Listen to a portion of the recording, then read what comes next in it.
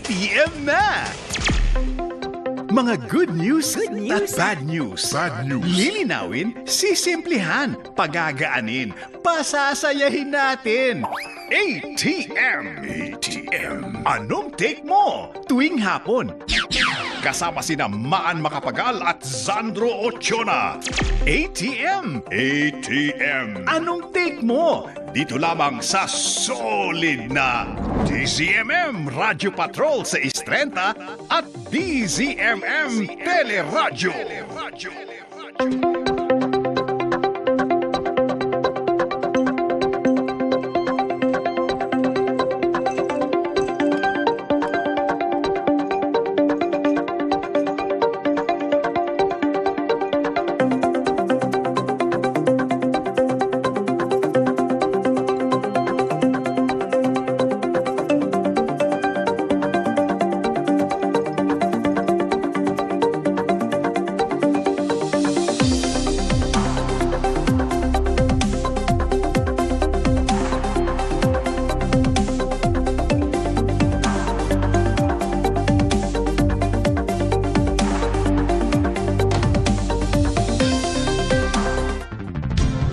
Anong take mo? Sa DZMM Radio Patrol sa Istrenta at DZMM Teleradyo. Ay, magandang hapon po. Ako po si Sandro Ochiona. Maraming salamat po sa Diyos. Ako po si Willie Delgado Jr. Habang nagkakagulo pala kahapon, habang nag-walk out dyan sa Senado, ito palang kamera, ikaw nagtataka po yung mga kababayan natin, mga kapamilya at mga kaserbisyo. Mga walang kilay ngayon. Nagsunog ng kilay ang mga kongresista kahapon para nga maipasa yung mga panukalang batas na hiniling din yung tinatawag na LEDAC. Yung mga priority bills. Priority bills, yung legislative, executive, ano ba yung... Advisory Council. Ayan. Kaya karamihan malamang ng mga reporter ngayon, mga mugto ang mata. Ay, holiday naman. Huwag na kayong holiday naman ngayon. Speaking of which, binabati natin yung ating mga kapatid na Muslim. Ay, oo nga. Eid Mubarak, mga kapatid naming Muslim. Ngayon kasi yung Eid al-Adha. Oo, yung Feast of the Holy Sacrifice. Ayan. Ito kasi yung ito kasi yung mga panahong sinubok si Abraham ng Diyos. Ayun ba yun? Yun yung na ialay daw yung kanyang anak. So, tumugon si Abraham, pero nung idadampinan ni Abraham yung kanyang kamay sa kanyang anak na si Isaac, ay biglang pinigil siya ng isang anghel. Kasi isasakripisyo niya. Isasakripisyo niya yung anak niya. So, itinoon niya nung anghel yung kanyang atensyon sa isang hayop na naiipit doon sa so yun ang inalay. Ayun ang inalay pala, kasi nga rin naman oo nga, alam mo na, yun pala yun, akala ko nung una, ito ay may yung mismong sa paniniwalang Islam, ito nakasentro, yun pala doon. Yun pala yung pinagmulan. Kasi mayroong mga aral din sa Islam na parehas lang naman din sa sa ating mga Kristiyano. Dahil sumusunod din sila sa parehas tayo doon sa unang tipan. Yan. Alam mo kay Willie. Kaya sa Middle East ngayon masaya. Sa Middle East, kapag ikaw ay bumati ng Eid Mubarak, nagbibigay ng pera. Talaga? Oo, nagbibigay sila ng pera. Dito sa Pilipinas? Kaya makakaipon ka ron Wala bang ganyan sa Pilipinas? Hindi ko alam yung mga Pilipino Muslim. Hindi, pagka ibinigay mo binati mo ng Eid Mubarak, ano sa iyo bibili? Ano bibili mo? Pero yun nga. So paano ba yung pagbati dyan ng Eid Mubarak? Yun lang, Eid Mubarak. Alam niyo na po, Eid Mubarak. Hindi ko lang kung makakausap natin, Muslim din ito Oo. Kanina yung pinag-uusapan nga natin tungkol dyan sa LEDAC. Talagang... ito galing din dati doon So alam niya yung mga prioridad na dapat ipinapasa at hindi nga inuuna yung mga kung ano-ano. Kung talaka ng Oo. Di ba? Malaman natin mamaya. Pero iba yung ngayon topic din natin po Oo. ay nagsimula po yung, ano man tawag doon, Yung isa sa mga pagdinig. status conference. Diyan po sa ICC, laban kay dating Pangulong Rodrigo Duterte. Ano bang nangyayari kapag nagkakaroon ng status conference? Himayin natin yung mga pinag-uusapan kanina bago tayo umere. Nakita ko nagsimula na pala, no? Kanina pa ito nagsimula. Oo. At ongoing yung mga pagdinig. Kung ano-ano yung mga pinag-uusapan dyan, hihimayin po natin dahil makakasama po natin live mula sa studio. Dito In po, the flesh. In the flesh, si Attorney Nery Colmenares, isa pong human rights lawyer at chairperson po ng Bayan. Magandang hapon po, Kong Ay, Nery. magandang hapon, Sandro, Willie, at sa lahat po ng viewers and listeners ninyo. Welcome back po ulit, Tony Yes, Nery. oo. Tsaka laging laging live si Kong Nery sa atin. Kung malungkot man siya sa kanila, tatawa ngayon ulit ito sa atin. Oo nga. Oo nga. Ito nga po, balikan natin yung topic. Ano po ba yung pinag-uusapan dito sa isinasagawang pagdinig ngayon dyan sa ICC? Tama ba yung tawag? Status Yes, conference. tama yun, Willie. Yung status conference, parang kumbaga kahawig ng pre-trial natin na kung Okay. saan aayusin doon yung mga bagay-bagay para smooth ang trial. Oo. So, pag-usapan halimbawa nila, una muna yung schedule. Kailan magsa-start ng trial? Ang sabi ng prosecution, pwede ba November 30 na? Ang sabi ng depensa, pwede ba 19 months muna, isang taon kalahati mo nang i-delay pa ang trial? So di 2028 na yan kung sakali. Siyempre ako naman sa mga biktima, sana sooner than November 30. Kasi matagal na to dapat simulan na yung trial. Pero isa yan sa ayusin doon. Pag-agrihan nila yon. Pero ngayon pa lang sasabihin ko na oppose talaga kami dyan sa 19 months na extension.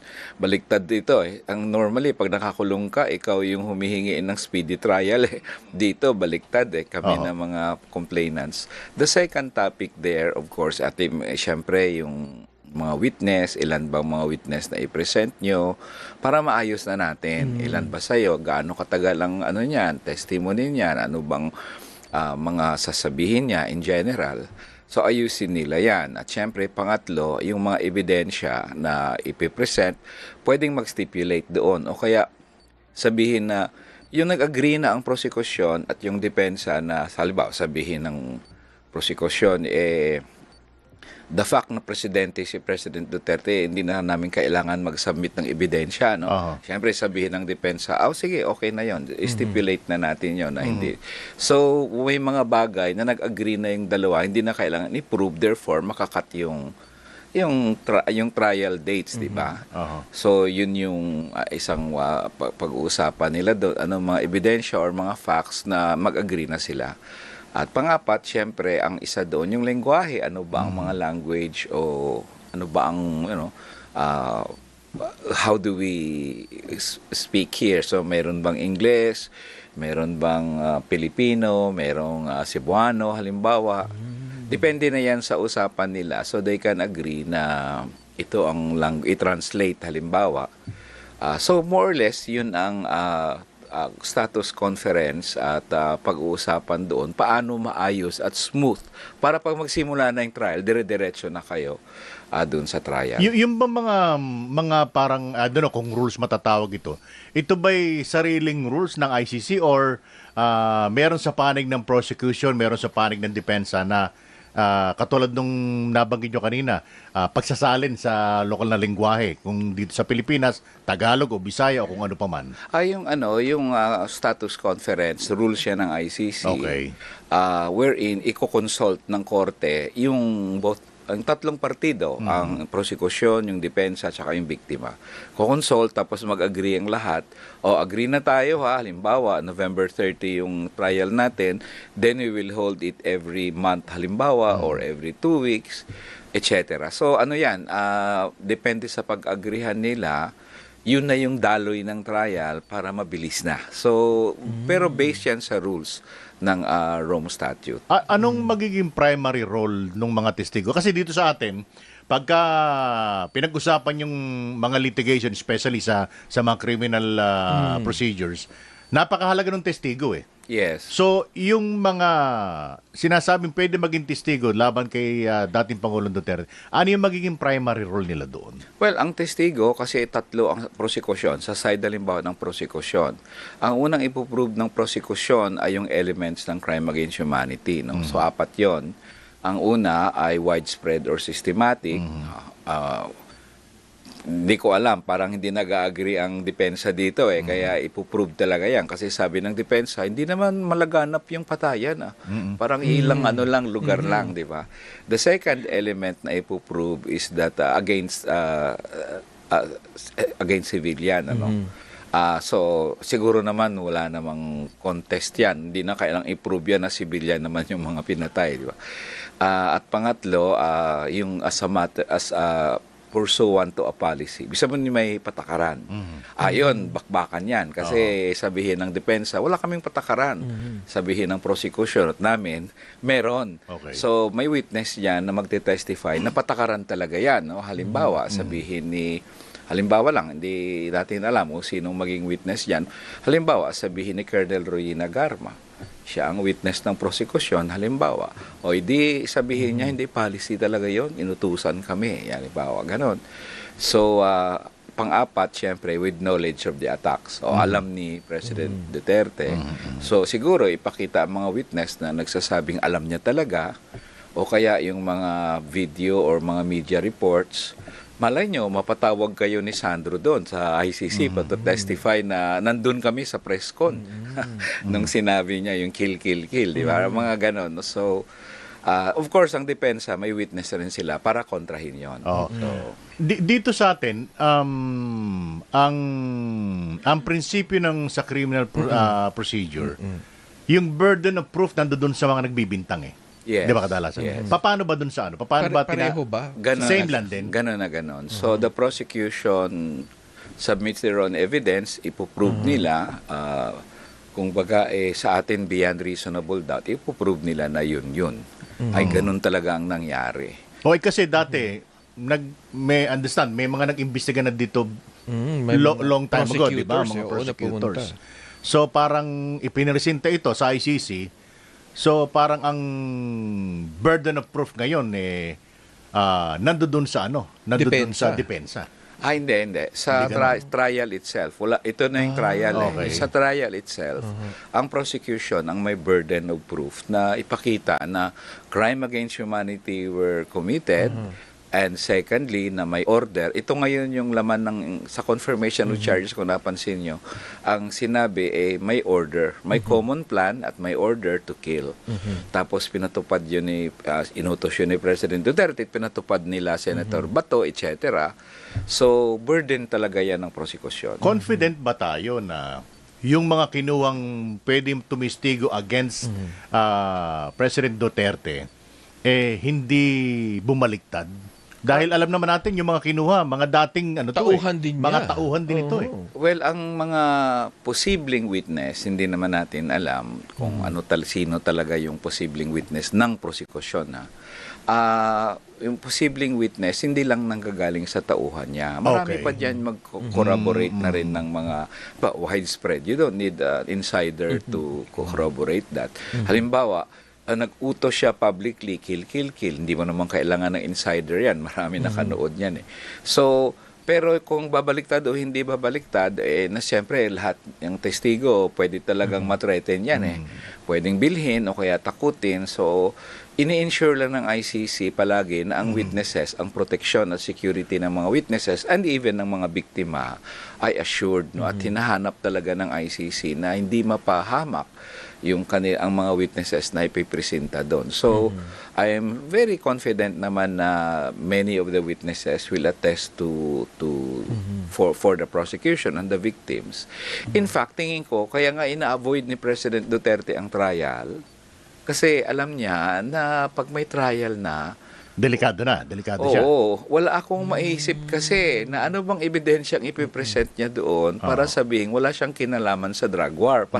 Para kahit napakagaling mong lawyer, medyo may problema ka dyan. Kaya sa kanya, dinidelay niya ng dinidelay. Siguro pang 8 motion niya na ito. May interim release na naman the other month na dininay na naman.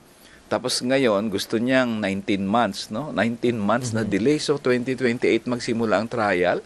2017 pa pinatay yung anak mo.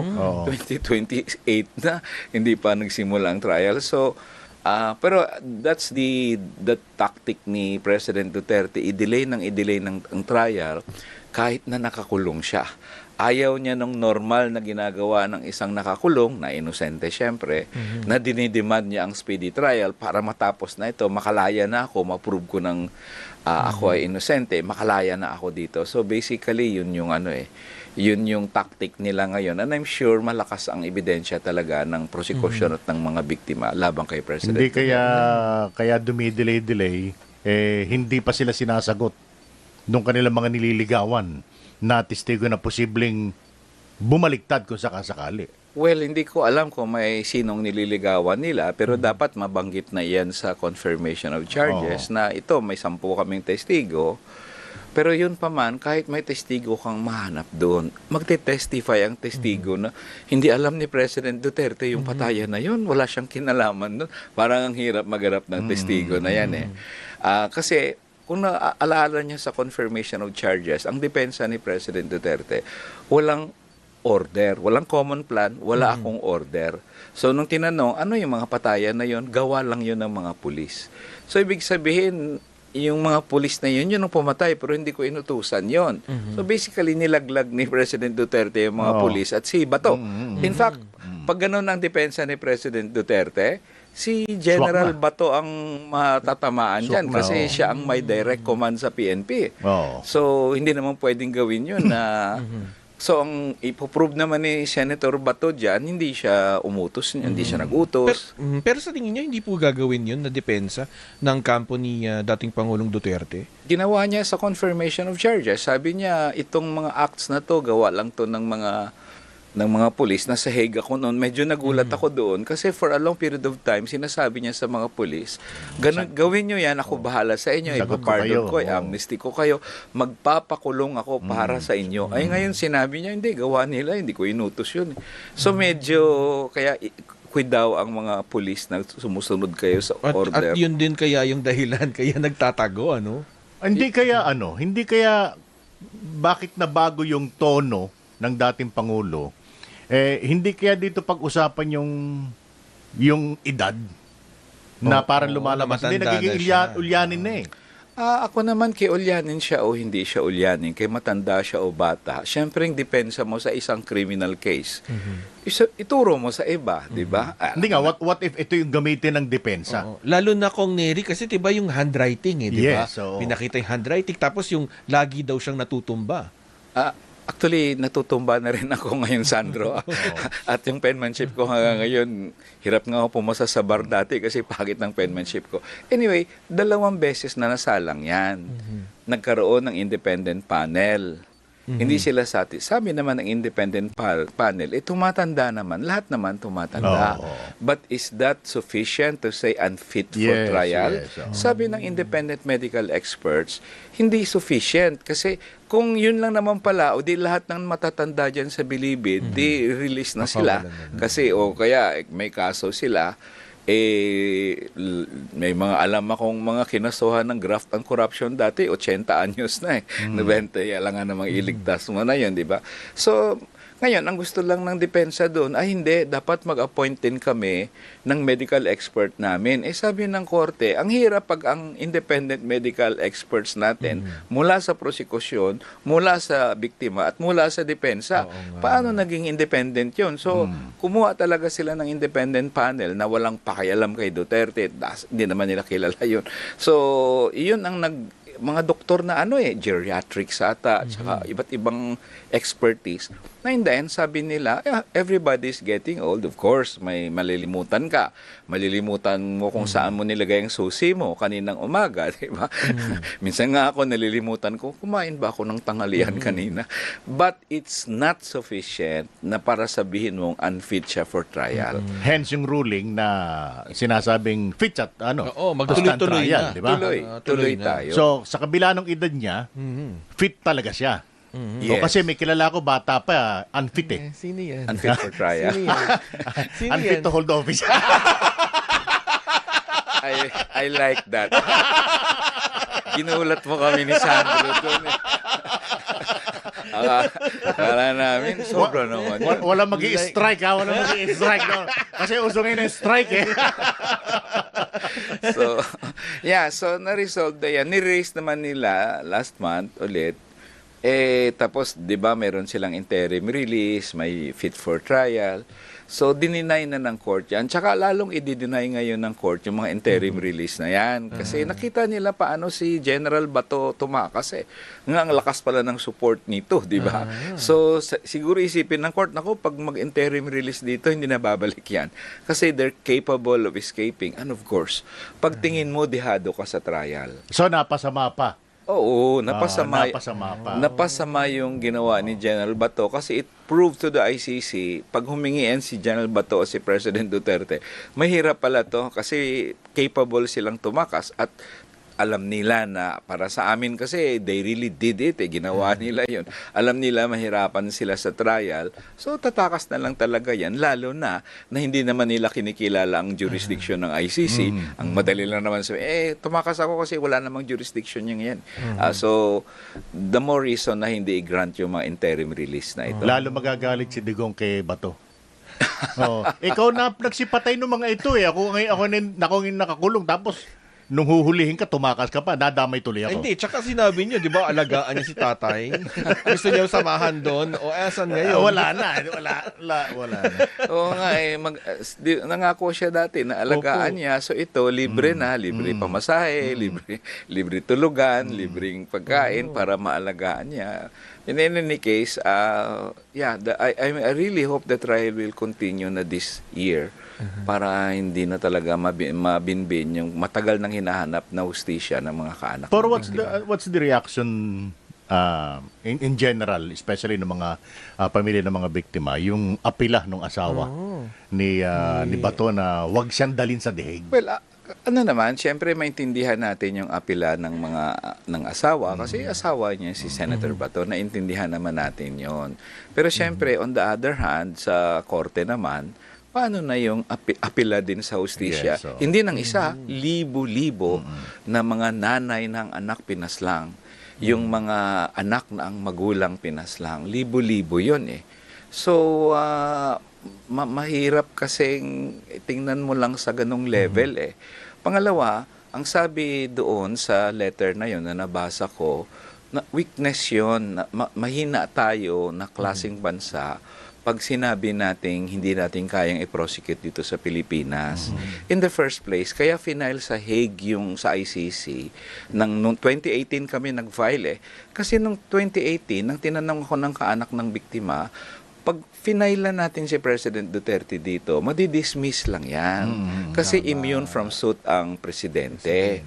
So pangalawa, nung panahon nyo, Senator Bato, kayo ang PNP, inimbestigahan nyo ba lahat ng pumatay? Hindi naman nila imbestigahan. Ang ginawa lang doon, nung sinabi na nanlaban, ang sabi nila General Bato, Noted. Noted. Pero alam mo, sa ilalim ng batas kasi natin, Willie, Sandro, pag pumatay ka, pero sabi mo self-defense, ang gagawin dapat ng pulis dyan at ng piskal, kasuhan ka sa korte. Tapos sabihin sa'yo, sige, doon ka sa kay judge, magpaliwanag ng self-defense. Ang self-defense kasi is in the nature of confession and avoidance, na inamin mong pumatay ka, tapos ang pwedeng mag-absuelto sa'yo ay ang korte lang, pag nakonbinsi mo siya na nanlaban, di ba? Pero hindi pwedeng i-absuelto ka ni General Bato.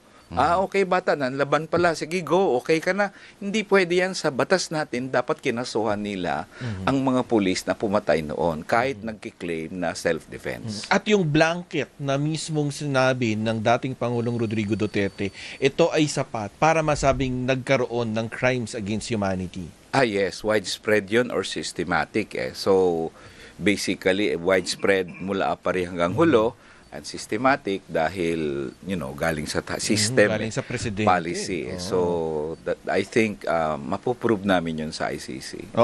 Since March daw hindi na pagkikita na si dating Pangulong Duterte even sa TV or sa ano. Ano to? Part ba ito ng strategy? Well, hindi natin alam. We were expecting na nandun kami sa Hague ng confirmation of charges hearing na lalabas siya. In fact, nag-isip nga ako doon eh. Kasi pwede ka namang magpahaba ng buhok mo, di ba? Hindi ka mag-ahit, di ba? Tapos huwag ka munang kumain, papayat ka, di ba? So sabi ko, pag lumabas itong mahaba ang buhok, tapos may balbas na, tapos ang payat-payat, na ang simpatya ng tao baka ma-win over niya. So I was thinking baka lumabas, pero hindi pa rin lumabas eh. So hindi namin alam, pero definitely sa trial, makikita siya kasi rule ng ICC na umattend siya ng trial either physically or online. Yung teleconference. Basta attend siya ng trial. Alright. Sige po, siguro abangan na lang natin kung ano yung magiging resulta po ngayon nung pagdinig dyan sa ICC at sa mga darating Ang na pag-uusapan, ang pinag-uusapan yata ngayon yung petsa, Petsa, witnesses, witnesses, number, mga stipulation, yung mga evidence o facts na pwedeng pag-agrihan na tanggalin na natin. At of course, yung lengguwahe na nagkagamitin. may translation ba or wala. Alright. Sige po, marami pong salamat. Attorney Nery, maraming salamat sa inyo. Maraming salamat din. Thank you. Thank you po. Yan po si Attorney Nery Colmenares, isa pong human rights lawyer at chairperson po ng Bayan. Bayan Muna. Ayan. Bayan Muna.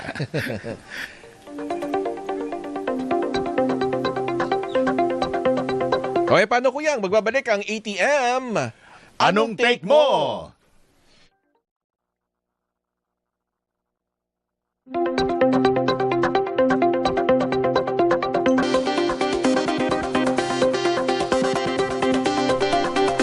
Ay, nagbabalik pa rin po ang ATM. Anong take mo? Kuyang, yun nga, itong balikan natin yung LEDAC, kasi nga, ang daming palang naipasa, na sa second reading, 5 yung mga panukalang batas na naipasa na sa ikalawang pagbasa dyan sa Kamara at kabilang dyan, Kuyang, yung yung panukalang batas hinggil sa freedom of information. Kasi nga naman, simula nung 2010, actually, Ano ba nangyari na dyan sa freedom of information? Panahon pa ni, ni Pinoy yan. Ni Pinoy yan, di ba? Naging executive order. Oo. Kaso nga, kapag EO, kapag katapos ng termino mo, pwede nang hindi siya ipatupad. Hindi, dapat may yun. May panibagong EO yun. Oo. Na ibinabasura na yung previous na na EO. Oo. Meron ba nun? Wala. Wala din, di ba? Noong panahon yan ni dating Pangulong Rodrigo Duterte. Oo. So, anong mga nakalipas na mga... Priority pa niya yan noong mga panahon na yun. Oo, noong mga nakalipas sa Kongreso, maraming nagtangka na maghain, pero laging hindi natutuloy. Yun ang nangyari doon. At bukod dyan, yung strengthening the Basis Conversion and Development Authority, yung Child Online Safety and Protection Act, at yung an act prohibiting the deliberate dissemination of false information that poses verifiable public harm or serious threat to national security, establishing digital platform accountability and transparency mechanisms and promoting media and digital literacy. Nga ba nung title? Baka meron tong shorter title. From the top. Repeat from the top. At itong converting the National Feeding Program into a National Nutrition Program. Mahalaga rin to. Kasi nga, di ba, nung kapag nakakausap natin dati, si Congressman Romulo, 'di ba? Ang pinakamalaking suliranin talaga ng sektor ng edukasyon, yung gutom. Oo, yung stunted growth ng mga pumapasok natin ng mga mag-aaral. Walang laman ng tiyan. Walang laman ng tiyan. Kaya lalong hindi sila makapag alam mo, natatandaan ko pa nung araw. Inabot pa namin yung Nutriban. Ano lasa nun, Kuya? Masarap yung Nutriban. Araw-araw yun supply. Tapos, nung elementary days, may kainan pa kami palagi. Oo. Lunch ba may to? May budget ng may budget sa school. Tapos yung mga bata mag-aambag ng 25 centimos. May ambag. Tapos may pagkain kang araw-araw kami makakain nung time na 'yon. Kaya kita mo lumaki ako masiba. Joke lang. Hoy, binabati muna natin Hoy, si sino yan? Angelo Redaha. Uy, lagi magandang hapon Ito kung saan ako nandun lagi nakabuntot ito. Para itong bibi At saka si El, yung girlfriend ng anak kong bunso. Tsaka yung mga staff nung pinapasukan niya, pinagtatrabaho niyang cafe diyan sa Binangonan, Rizal. Magandang hapon po sa inyo. Lagi pala na nakatutok sa sa ATM. Uy, maraming salamat. Marami pong salamat sa pagtutok ninyo. Teka lang, mayroong nagpapabati sa akin. Nawawala yung message. Pag nakalipas po 1 minuto, di pa nakita. Bali, wala na po yan. Wala na. Teka lang. Asan na to? Sandali nga. Wala, nawawala dito sa 10 segundo na lang. 10 segundo. 10 seconds na lang. 10 seconds. Ay, naku, ano ba, Sandro? Ano bang pinaggagawa mo sa life mo? Hindi kasi ito yung mga taga Dante ang Associates. Nakikinig sa atin lagi. Ay, talaga? Oo. Asan na yung message? Naku, nandun pa naman yung mga pangalan. Dante Ang? Oo, yung kanyang kumpanya. Yung mga staff doon laging nakikinig sa... Naku, nawawala. I-message na lang ako ulit para... Basta po lahat ng empleyado nung nung opisina ng Dante Ang. Paki-message na lang. Nawawala yung message. Kaya na lang, Nag-promise man. Kasi kahapon, di ba, punong-puno yung topics natin. Hindi na natin nabati. Alam ka, pag hindi mo binati yan, baka mag-walkout din yan. Hindi. Yan, sila Ate Baby. Ayan, teka lang, mga kasama na natin sa linya ng telepono, ang kinatawan po mula sa Cagayan de Oro, si Congressman Lordan Suwan. Magandang hapon po, Kong. Magandang hapon po. Po si Willie po at Zandro. Kung Lordan, ito pong kayo po, tama po ba kayo yung may akda nitong Freedom of Information Act of 2026? Yes, ako po yung main author ng Right to Information Act of 2026. Opo. Nasaan na po ngayon ito? Ano na pong status nito? It was just approved last night on second reading sa House of Representatives. So, mag-third reading na po yan probably next week. At pasok na rin po siya doon kasi dahil nga priority bill siya. So, yung matatalakay na to next week. So, asahan natin na yung version po ng Kamara ay maipapasa na. Pero kamusta po yung counterpart dito sa Senado? Sa pagkakaalam ko po, sa Senate, na-approve na daw ata sa third reading. So, ang kulang na lang dyan, yung Bicameral Conference Committee, pag after sa approval on third reading dito sa House of Representatives, yung BICAM, saka pag okay na yun, yung pirma po ng Presidente. Yung FOI bill, marami na rin po ito sa parang nag-attempt na mag-file, no? Ano po ito? Bukod ho ba ito, panibago ho ba ito, o susog lang po ito ng mga dati ng mga naka-file na bill? Siyempre, yung main goal natin, same lang sa mga na-file before, pero yung tawag natin dito ngayon, right to information, hindi na siya freedom. Okay. Kasi may right talaga tayo sa information eh. Oho. Yung bill po natin, hindi nagbibigay ng freedom, nire-recognize lang po yung right ng taong bayan sa lahat ng information regarding the government. Oo. So what's the story behind para palitan yung titulo? Meron po ba kayo nakitang dapat na baguhin mula dun sa mga dati nang na-file na same bill? Dito po, mas in-emphasize natin yung constitutional right ng bawat Pilipino na malaman natin yung anong ginagawa sa gobyerno natin, anong ginagawa ng public official, anong ginagawa ng lahat ng ahensya ng gobyerno natin. So, nandun yung emphasis. Kaya ginawa nating right to information as compared to freedom of information. Kasi para sa amin ngayon, parang hindi lang to freedom, parang right talaga ng bawat Pilipino. Karapatan, oo. And rights are enforceable. Ano pong pagkakaiba nito dun sa Tsaka ano mga sakop nito? Anong sasakupin? Kasi parang 'di ba may mga pagtatangka noong mga nakalipas na taon yung right to reply naman. Kumaga parang ito ay kunwari kaya napag-usapan doon sa isang balita. Kailangan na bibigyan ka ng pagkakataon para mag-reply. Ganito rin po ba 'yon o mas iba po, mas malawak yung pagtingin? Mas malawak talaga tong right to information bill na na-approve nung last night.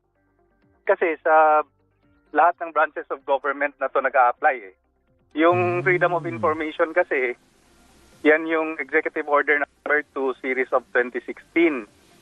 Sa previous year lang po yun. Mhm. Ngayon, ginawa na talaga nating batas. So kung batas siya, hindi siya ganon kadaling bawiin kung may bagong administration. Apo. So, yan yung pagkakaiba. At ang pinakamalaking pagkakaiba dito, yung Right to Information Commission. Oho. Kung ano pong sasaklawin nitong version nyo ng batas na ito, ito po ba'y be it mga documents o kung anong po pwedeng CCTV, mga ganyan. Lahat pong information sa lahat ng branches of government, kahit sa LGUs, government-owned or controlled corporations, sa Congress, sa Senate, kahit sa Judiciary, Supreme Court, lahat ng court, sa executive branches. Tapos lahat ng klaseng information, hindi lang mga files, mga photos, mga research data, lahat ng makakatulong sa mga bawat Pilipino at kung anong gusto natin malaman sa mga infrastructure project, mga government contracts. So everything that you can think of na ginagawa ng gobyerno natin, especially kung public funds are involved. Wala namang Pwede yun. Pwede natin hingin yun na information. Oho. Wala namang clause yan kung Lorda na na pwedeng tumanggi yung isang government office halimbawa. Dito sa Right to Information Act of 2026, ang general rule po ay ibigay talaga. Okay. Disclosure talaga ang general rule. Mhm. May mga counting exemptions lang, syempre. Mhm. Yung privacy. So, isa pa rin yun. Nirerespeto pa rin natin yung right to privacy. Pero once information yung hinihingi natin sa government, ilalabas talaga natin yan. Oh, ano po yung privacy na pinag-uusapan natin? For example, privacy ng mga public officials, for example, sa mga SALN, ganon, hindi natin pinapakita yung address, yung signature, Okay. yung mga sensitive information na yung nire-redact natin yon kasi hindi na siya important eh. Oo. Yung information, yung data, yan yung important. Ang Pero yung mahalaga numero. At mahalaga merong maipapakita sa publiko, hindi yung completely itatago. Oo. Actually, hindi, parang halos lahat ang ipapakita natin. Yung mga security risk lang yung hindi. Ayun, opo. Ito pong siguro panghuling tanong ko na lang po, kahapon po medyo may nagkaroon ng eksena ulit diyan sa Senado. Pero kung ikukumpara po doon sa nangyari diyan sa inyo sa Kamara, talagang nagsunog kayo ng kilay at ipinasa nyo hindi lang itong inyong panukalang batas, kundi yung talagang iba pang mga priority bills na mismong napag-usapan diyan sa LEDAC. Ano po Nabalitaan nyo ho ba ito dyan sa Kongreso o dead ba lang kayo at busy kayo dyan kagabi? Medyo busy po kami talaga sa Congress hanggang 11:59 kami kagabi. Oo. Para tapusin lang talaga yung trabaho namin. So medyo wala kaming masyadong balita sa nangyayari sa Senado at focus lang kami sa trabaho namin. So pinaspasan ninyo dahil alam nyo, holiday kinabukasan. Oo. Holiday kinabukasan tapos priority din to So kailangan tapusin muna yung trabaho kahit magdamag kami dyan. Yung lahat ng mga pumasa, be it second or third reading, ito'y enclose ito dun sa laman ng priority bills ng under LEDAC. Hindi naman po lahat, pero Okay. may mga LEDAC priority bills talaga na tinapos kagabi. Ilan po yung yung nasa LEDAC na tinapos nyo talaga kagabi? Kagabi, dalawa yung sa alam ko kasi doon muna ako nakafocus sa committee ko, yung Okay. Committee on Public Information. So, dalawa yung pina-approve namin on second reading. So, yun lang po yung alam ko. Kasi medyo busy, medyo stress yung pagdedepensa kasi sa Tama. sa in-author ko na bill, tapos yung isa pa, nandun din sa committee ko sa public information. So, I had to defend it. Doon muna ako nag-focus. So, smooth sailing na po ito sa third and final. Yes, tingin ko smooth sailing na po. Alright. Ang importante dyan, Kuyang Willie, sa camera, alam nila yung kanilang priorities. Oo. Hindi yung para... Hindi, alam din naman doon sa Senado eh. Kung ano priorities nila eh. Kaya sila lang nakakaalam noon. Maraming salamat po, Kong Lordan. Kong Lordan, maraming salamat po sa inyo. Salamat po, Sandro and Willie po. Apo, ayan po, yan po si Congressman Lordan Suwan ng Cagayan de Oro at pangunahing may akda nitong panukalang Freedom Maganda yung of ano eh. Information Pinalta Act. mo yung title eh. Hindi freedom lang eh. Right. Karapatan. Tama. Mula sa kalayaan, ginawa ng karapatan. So wala nang ano to. Wala nang ligtas dito. Wala nang pwedeng maging alibay. Yung sa kabila. Doon hindi naman kalokohan. Hindi ba yung Freedom of Survival Act? Dapat itong mga ito patakbuhin natin sa Survivor Series. Ay, naku, Kuya. Ano oras ako yan? 16 na minuto, makalipas ang 5:00.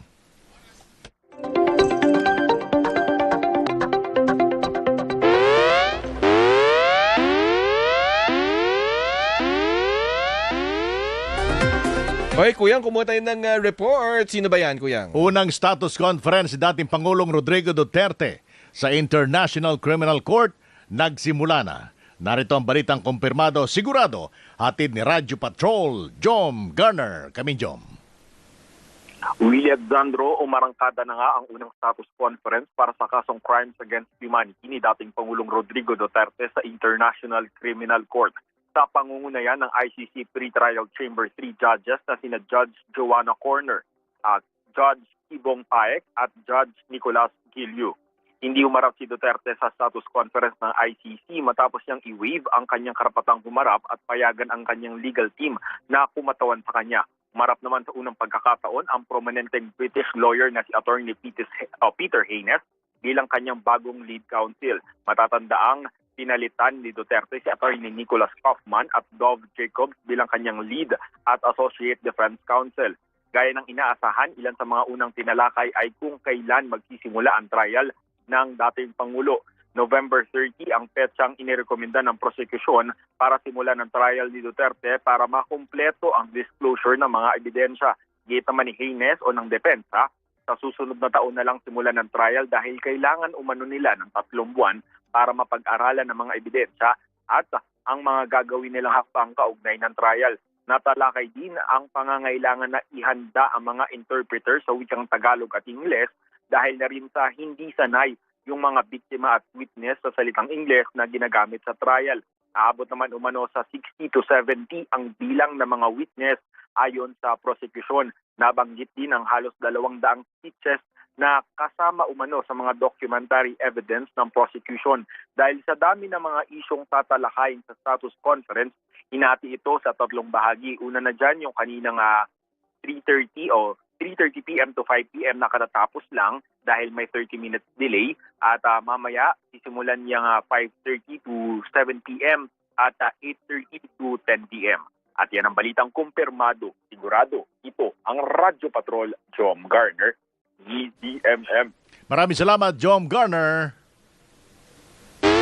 Basta't may nangyari, naka-report agad sa DZMM Radyo Patrol sa Instrenta. Anong oras na, Kuya? 18 minuto makalipas ang 5:00.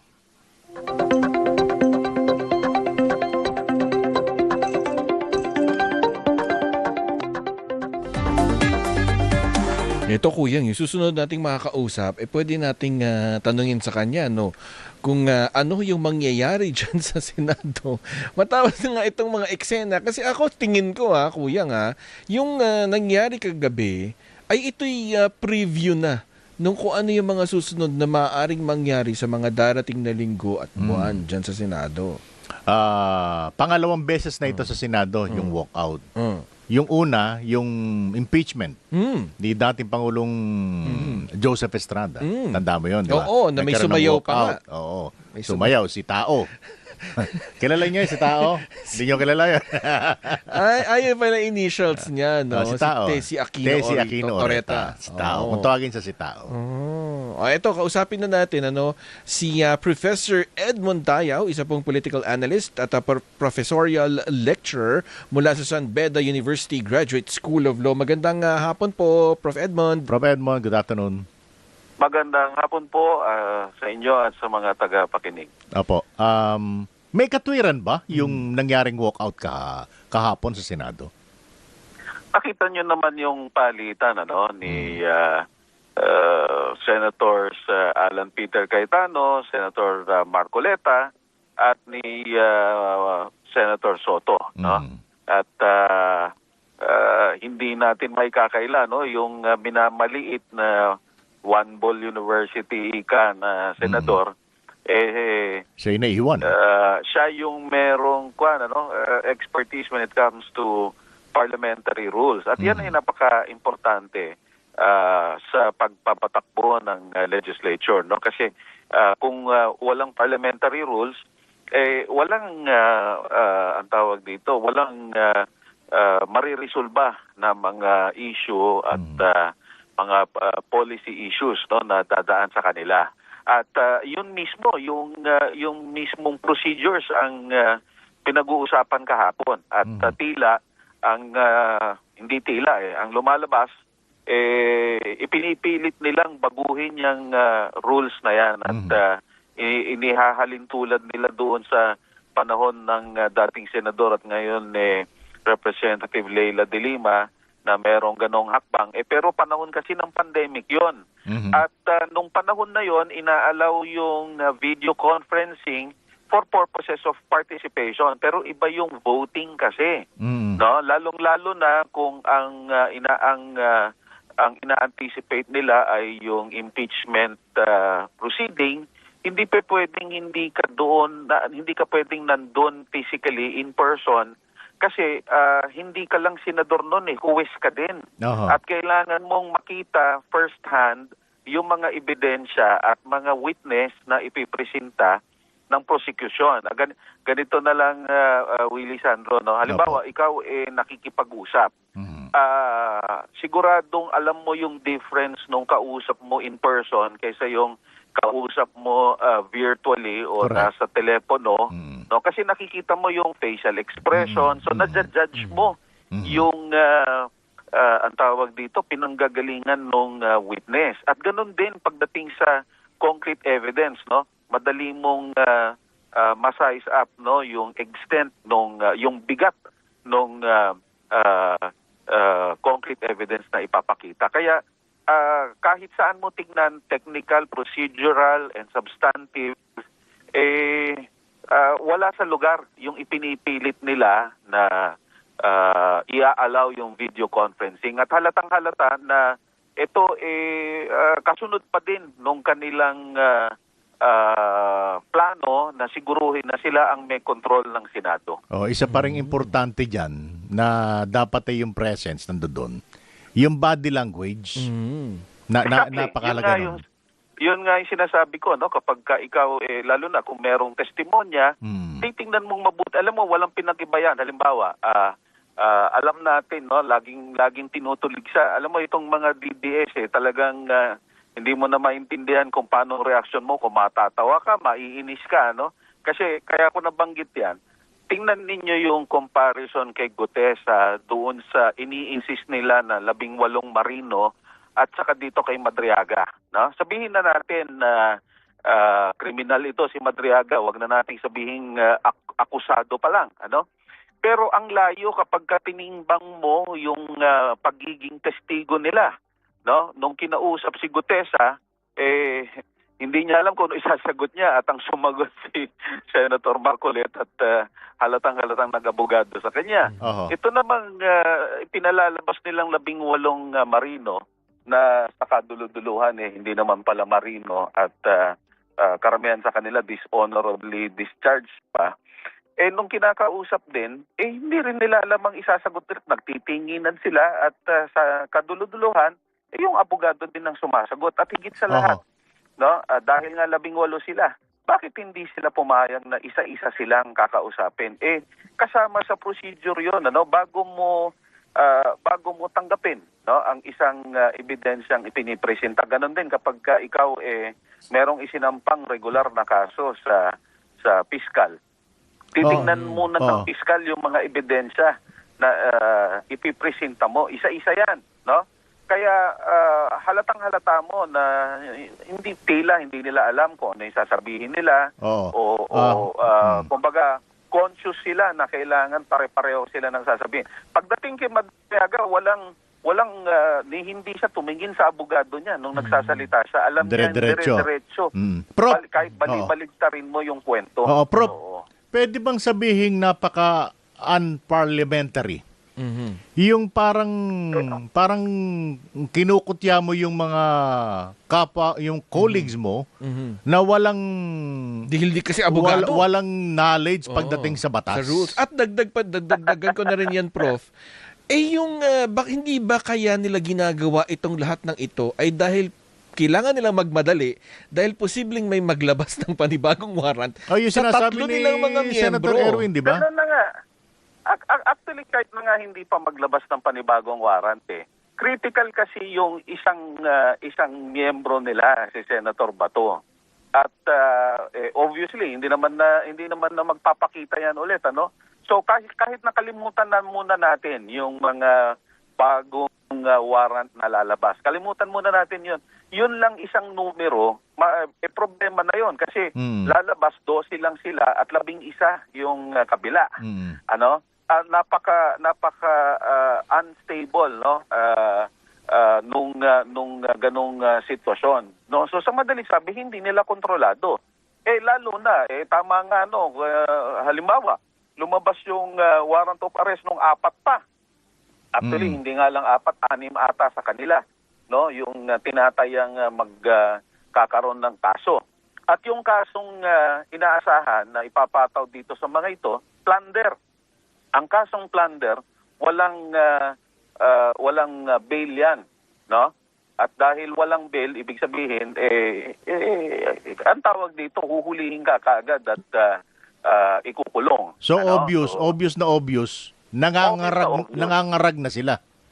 Yes, actually nung umpisa pa lang alata mo na katulad nitong pinalalabas nilang Senate siege na talagang kahit na anong gawin nila, hindi nila mapaniwala yung tao na meron talagang Senate siege. Yun palang kita mo na na pinilit nila na makontrol yung Senado kasi nga ang kaduluduluhan nito isalba yung tawag dito, yung puon nila pagdating ng impeachment, Yun lang naman yan, wala nang ibang dahilan yan. At gawa-gawa na lang pati itong charter change na kung tutusin kailangan natin talaga dinidemonize nila, So sa madalit sabi kahit na pagpalagay mo na masama itong charter change, saan biglang nanggaling yung kwentong yan, para lang mayroon silang excuse na ginawa nila yung pinalabas nila yung siege. Alright. Sige po. Sa susunod, kailangan yata isang buong episode tayo kay Prof. Edmond. Ang dami natin pag-uusapan pa Pasyal ka rito minsan, Prof. Edmond. Para mahaba-haba yung natin. Basta pwede naman, walang problema. Ayan. Yan po siya, Professor Edmond Tayo. Maraming salamat po. Salamat, Prof. Salamat.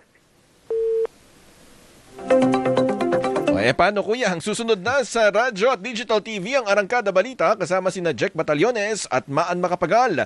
Mapapanood dito sa PRTV Prime Media Channel 31 at mapapakinggan sa DZMM Radio Patrol sa Istrenta sa Metro at Mega Manila. Mapapanood naman po ang Issue Spotted kasama sina Tony Velasquez at Rica Lazo sa DZMM Dela Radio Cable Channel, DZMM Dela Radio YouTube Channel at sa DZMM Facebook page. Bye! Bye-bye!